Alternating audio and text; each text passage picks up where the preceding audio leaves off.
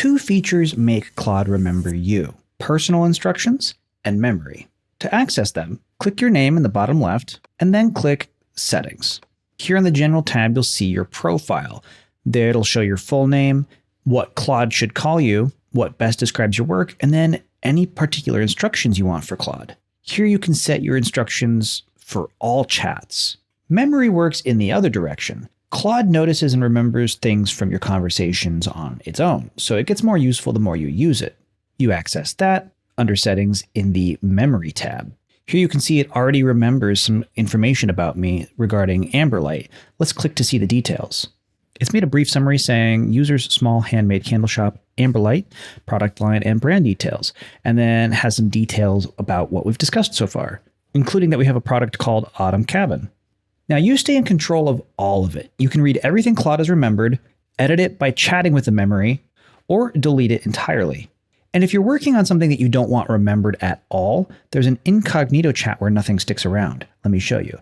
If we close out of Settings and start a new chat, in the upper right, there's this little ghost icon. You can click that, and now you're in incognito mode.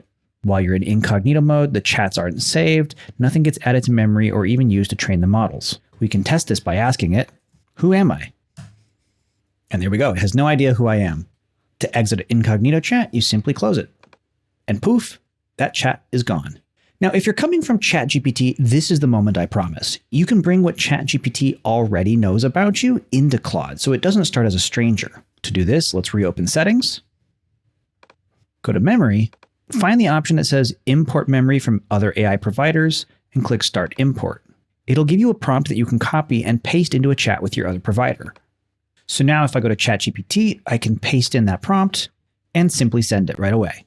Now here it didn't give me a file that I can simply download, but it did give me instructions on where I can find my memory, which is useful enough. So in ChatGPT, I can go to Settings, Personalization, and Memory. So let's do that.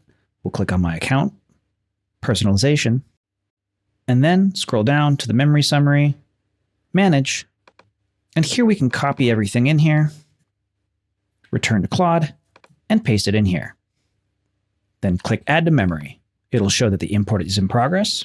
Then after a minute, you'll see that it updates your memories. For example, it pulled in information about AI tools, food, and pets.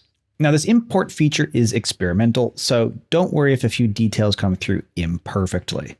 You can edit any memory afterwards by simply chatting with Claude. Now one setting I like and recommend turning on if you like the experience of memory in Claude is to turn on this Search and Reference Chats toggle. This allows Claude to search for relevant details in past chats. So even if it doesn't have a stored memory about you, it can search past chats for details. This gets you an effect similar to projects, but a little bit more generic.